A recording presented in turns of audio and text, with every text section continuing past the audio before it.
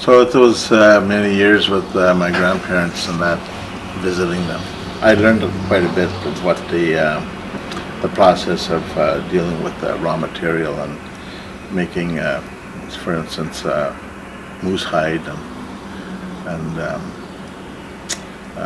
the long process of it, and how they soak the hide, and how my grandmother used to scrape the hair off the moose. She used to have this triangular shaped piece of block wood. She would have a log there with the two legs and be shaped as a triangular shape. Anyway, I remember her scraping it with bone, and it would be an all-day process for her just to scrape the hair off, and then soaking it and scraping it, soaking it, scraping it, and stretching it out and scraping off the fat, and soaking it again and working, soaking it into, or rubbing moose brain with it. So, and I didn't realize what it was in there, but why she was doing that. And but my dad told me more about it, and I guess it's just a different oils or that comes from the brain and soothes the leather, softens up the leather and that. And I used to watch her how she used to wring out the water and twisting the moose hide and that. So it took a lot of work. My goodness, I tried working with that, with her twisting that moose hide with a stick. She knocked me off. She knocked me off my feet a couple of times. She had a lot of strength. And also, my grandfather built her a little a teepee structure where she would tan her hide. And I remembered what kind of wood she was using to burn the wood. So it was old kind of material. So, and I guess it gave it more of a better smell to it as well. And I used to see the rafters where she would hang it up, and she would build all that herself too, and part of it. And that. But I thought it was really interesting, and so there's some of the things that I had learned with them, and important parts of it and that. And anyway, after studying in Toronto for 6.5 years, I came back to move to Long Lac. So my girlfriend at the time, she had a baby, and we had a daughter. And only about a year we lived in Long Lac. I started up an art studio, and I started teaching kids there. Never in my life I thought I would be a teacher or anything like that. It never crossed my mind. But I ended up starting up this studio, and people were asking if I would teach the kids, so some of their kids. So I said sure. So then about a year later, I had an opportunity to apply for some funding, start up maybe a program here in Thunder Bay, which I did. I think it was in April of 1994, and I've been here since then. So we had this program for about 6 months, so which was very successful. I taught First Nations artists. There was about 25 of us, or 25 of them, that I taught for 6 months, and so I taught them the classical methods of drawing and painting at that time. So it was really good. So that was my first experience, or my second experience of being a teacher.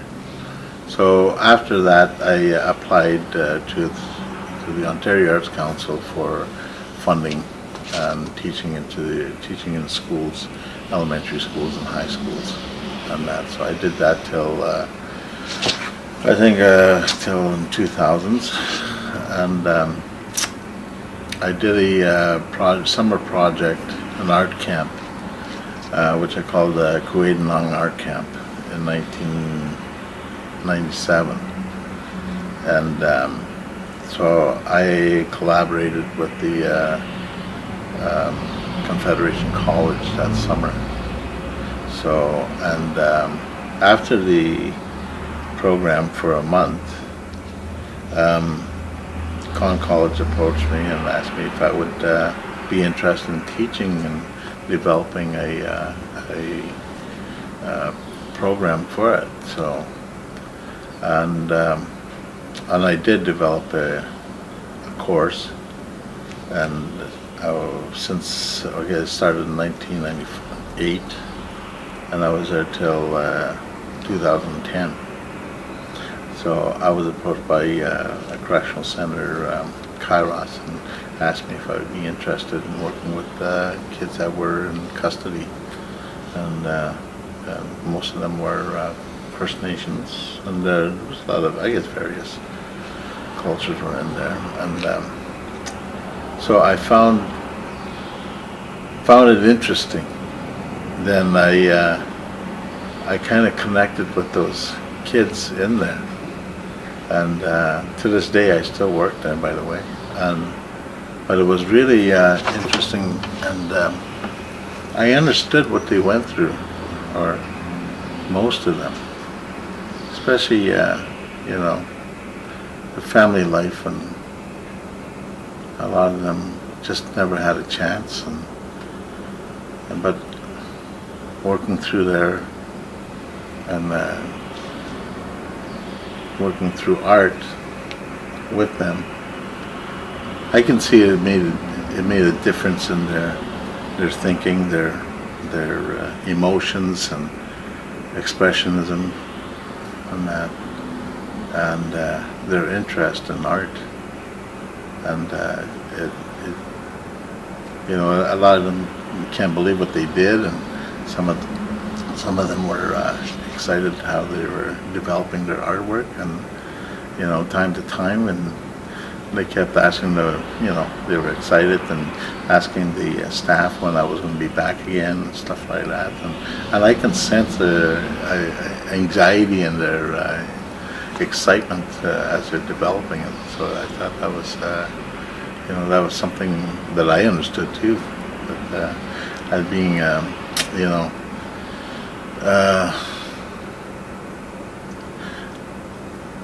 I guess it's just the way they were brought up to being rejected and living a negative life at times, and I can see that it's not all their fault and stuff like that.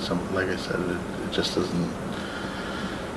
Some of them didn't have a chance, and it's hard to see them when they leave during their time, and I see them heading back to the same place where they came from. So it's sad in a lot of ways, but I do see some of them, and I meet up with some of them on the street or in the malls, and they're happy, and they say, I'm working now, I'm firefighting in the summer, and I'm looking for a job. I've got a kid now, and stuff like that, and that makes me happy, because I see, there's other ways of living a better life than just sticking in or hanging around in the same circle. Sometimes you gotta break free from what's negative in that, and I emphasize that a lot with them. Being an artist myself, it's not easy. I had a lot of hardships. I did. I really had a lot of hardships, but that was my choice. I don't blame anybody for it, because you're not seen as making money and stuff like that. But as being an artist, I found out that it's good to have money, yeah, but also too, if you're going to be an artist, you have to really think about what you're creating first rather than money, because that's a true artist, because you give your experience, your soul, your determination, your commitment, and all those things. That's what goes into into art, and the training that you've had and what you're trying to express. And and the more I studied art, the more I got into art. As I was getting older, I could see it, and you know, it's a good thing.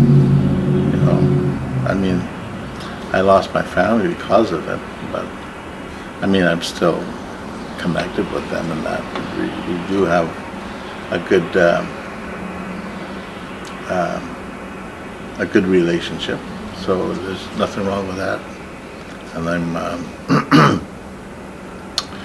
I'm still doing my art, but I have a business now. I'm working with I develop and create and develop these Indigenous learning kits. So I kind of incorporate what I've learned through the years with my grandparents and learning from my artisans as well too, that I look after.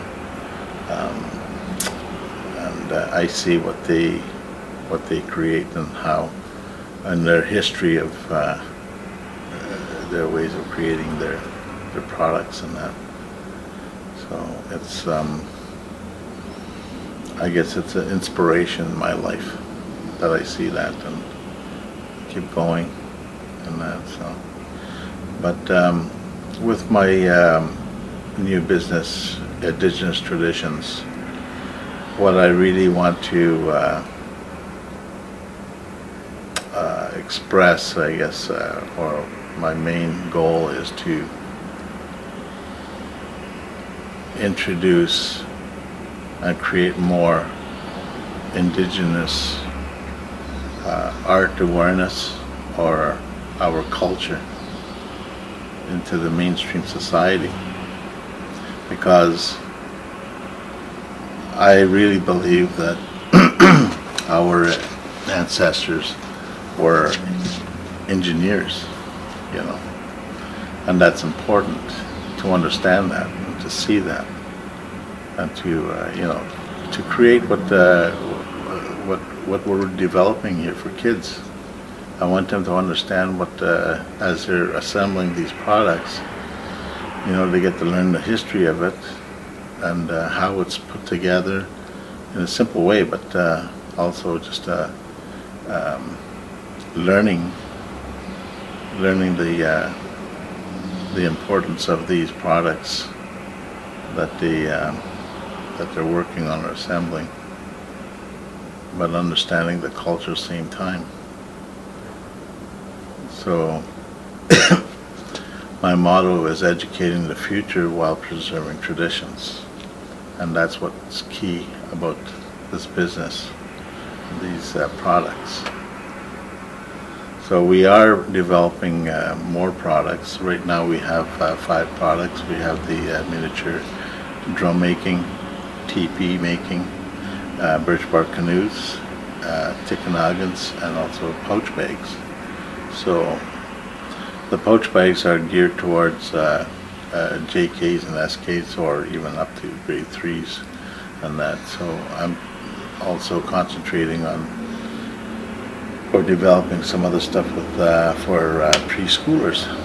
So what I want to really elaborate or on those areas for these younger kids are language and alphabets in how they would learn through those in schools.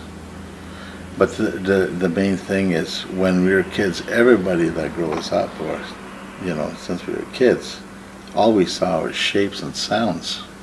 That's how we communicated in this world. Those are the basic things. So, and this is what kids pick up on the shapes and sounds.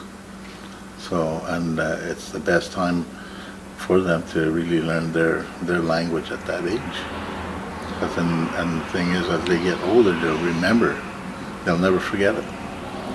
So that's what's really important, or what I'm really trying to elaborate and to emphasize in the school system, is about how we learned and what we learned from from our grandparents and ancestors, and even our parents too. So, and that's really important to me and for everyone, and even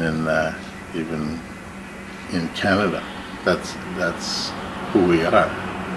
We are Indigenous people, First Nations people, and that's why Canada is here today, is because of us. And that they would have had a hard time just trying to, discover this place on their own. They needed us, and those tools of survival is what kept them alive. In 2001, I began a group of artisans, Christmas events here in Thunder Bay.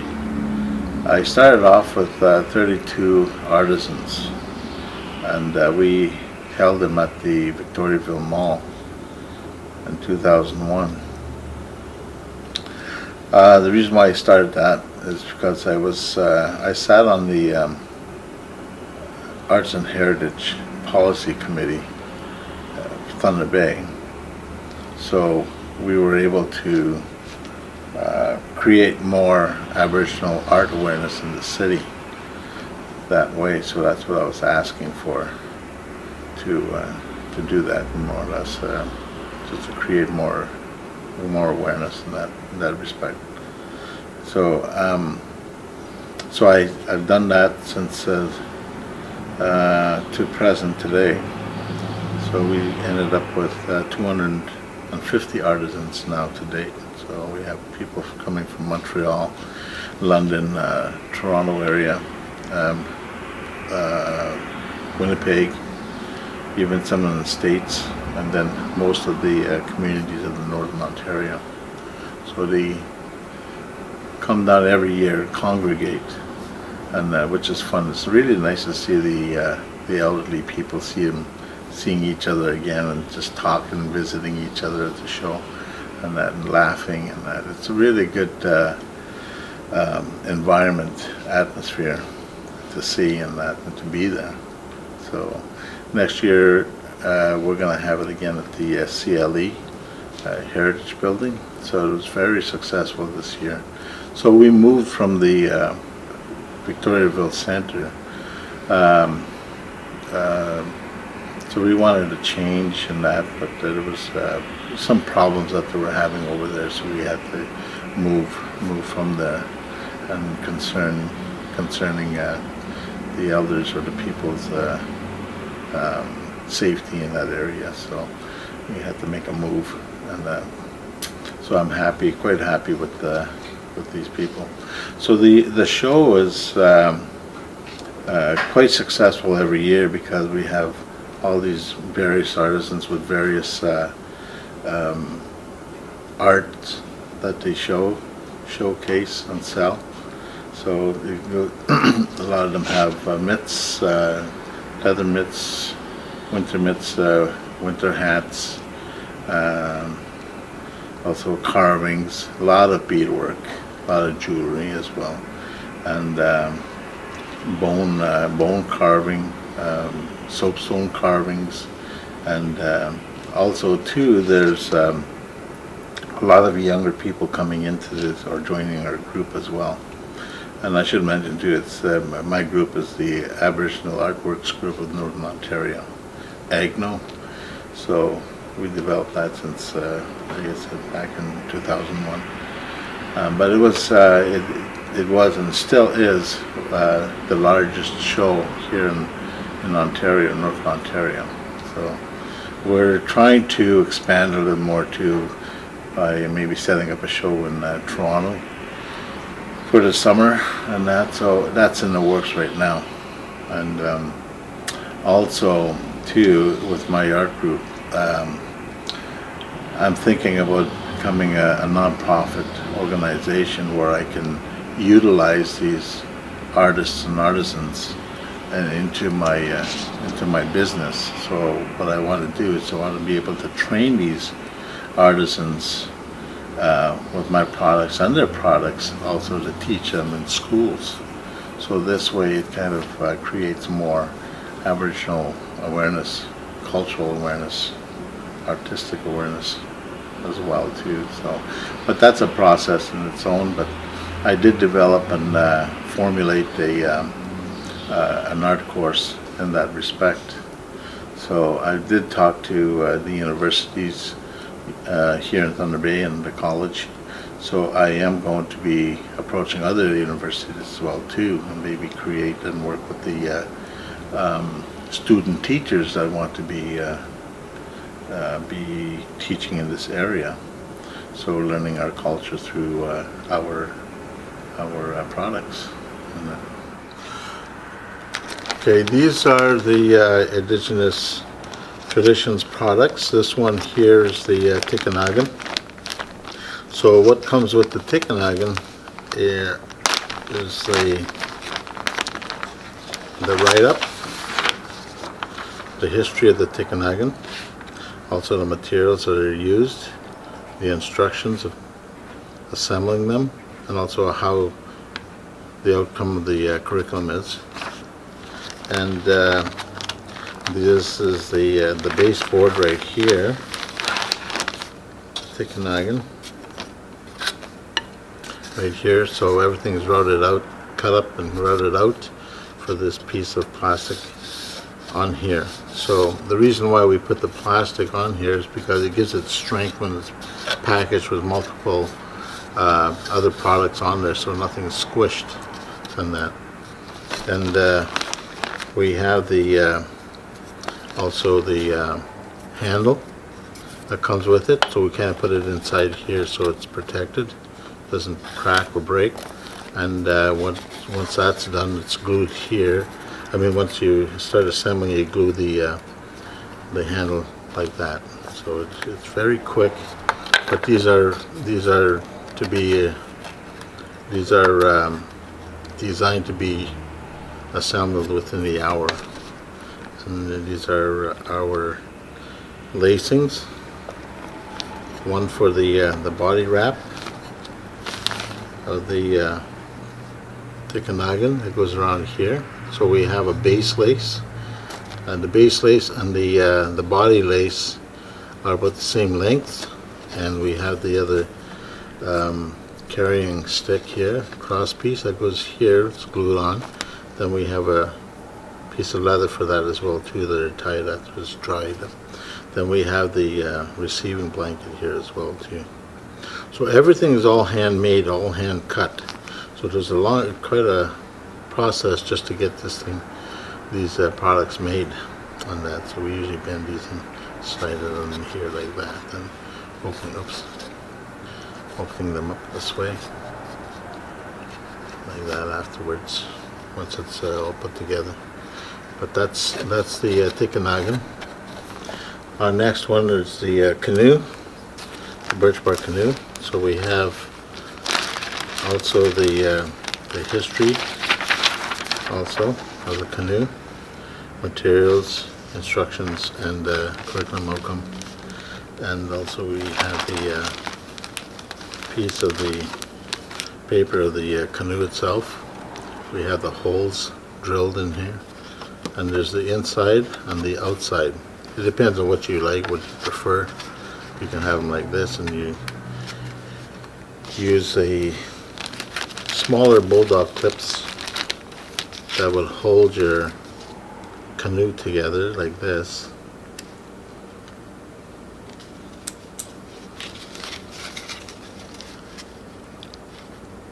Like that, which helps you lace in your lace. So we have 4 laces here that come with it.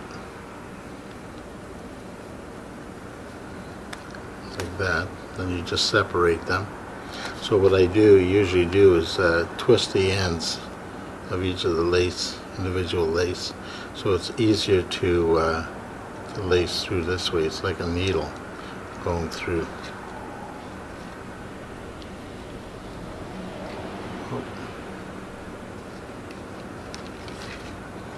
Going through like that.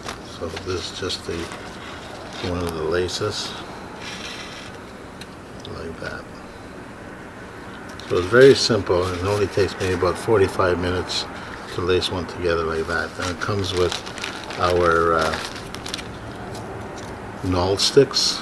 So that goes on the sides of the each side of the canoe. Once the ends are laced up together, they go in on the sides like that.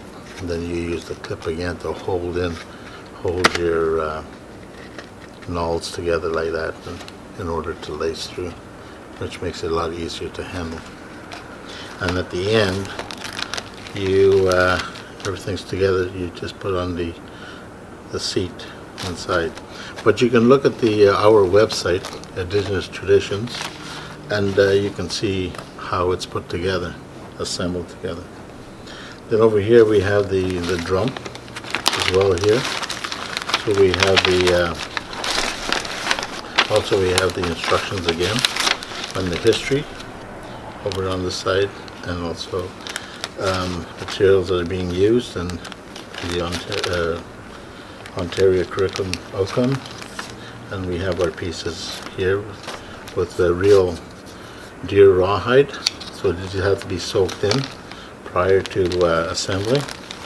And also we have the birch bark strip inside or outside. It's up to the individual artist or student, and it can be glued onto here and wrapped around like this. Then you're just ready to assemble it together with these soaked in rawhides, and you have one lace here that goes around the whole product. Then at the end, near the end, just before closing the drum, you just throw these bits and pieces of the kernel corn in there.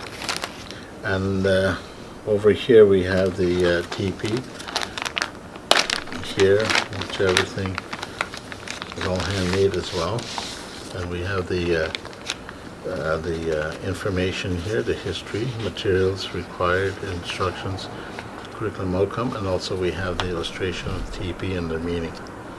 So poles, references, and that. So we have all that information for the students or participants, and this is what comes with it. We have the baseboard with the holes pre-drilled and everything ready to go. And we have the skin. It can be, the skin can be drawn on and painted on before assembling it around the poles. And these are the poles that go within the holes here. We have 12 poles. 10 are going around, and the 2 poles, flat poles, are going the outside at the end. Then we also have the pins for the closure of the teepee in the front part. So we usually have 5 of these within the package. And these ones here are meant for, or designed for students from grade 1s and up. This one here is for students from JKs and up to grade 3s. So these are the pouch bags. So we just come up with this one. So what they do is just lace in and out, right to the end, right around. Then they just pull it together and becomes a pouch bag like this. Very similar like that. My goals, I guess, from here on is to push the more products, different products, various products to create and have them in the educational system, and to create more awareness as much as we can. That'll help our people and help the mainstream society of understanding us, and also the foreign people, foreign visitors that come here. And speaking of foreign people, what my other goals are is to go internationally with my business and to introduce our culture to them in their school systems as well. And also to approach some of the corporations such as Air Canada or even airline businesses and see if they would be interested in purchasing our products and handing them out to foreigners that fly into or come into Canada or wherever, and giving them as complimentary gifts to introduce our culture that way. So I think that's a good idea. So it creates more eco-tourism as well, in that respect. And as being an artist and working on CN before in my earlier years, there is a difference. But being an artist is something special for me anyway. I think for everybody else too in their career choices. Everything has to be, or every person that wants to really be what they want to be has to be determined to do what they want to do. But you have to be committed. You have to have the desire and really understand your choice and in education wise in that respect, because for me anyway, like I said, being an artist, it's a tough career, but like I said, there's a lot of hardships that I've gone through. But as being, maybe you want to be a cabinet maker, you want to be a carpenter, you want to be a mathematician, you want to be a scientist, a doctor or a nurse, or even, anything that you want. You still have to enjoy what you want to be. But prior to that, it's learning about it first, reading about it, and even talking to people that have gone through that, and just to really understand how it is. Everything in this world, to understand, to really want it, is to really I guess try it out in any way. And there are going to be mistakes. There are going to be a lot of mistakes, but if you're really determined, don't worry about it. Because with all those problems, and I know there's going to be some consequences, but still, hopefully not major ones. But you learn a lot from those problems, issues, and that it's just a matter of how you balance things out. There's always a positive, there's always a negative. It's just a matter of how you balance things out in everything, anything in life. That's how it is. And don't be afraid. That's the main thing, is not to be afraid. As you challenge these things, and you do make mistakes and you fail, the stronger you become. You just get up, dust yourself off, and keep going again. Try it again, try it again. It's like doing a painting or a drawing. And I've gone through so many drawings and so many mistakes, but I built it up and built it up. And I kept all these drawings and mistakes, because I look back and I can see exactly how I've progressed, to a positive point. So that's the same thing as in life. Same thing as the way you learn you want to be, or whatever you want to be, and that. Because expect it. It's going to be there waiting for you. But it's just a matter of how you handle it. Thank you.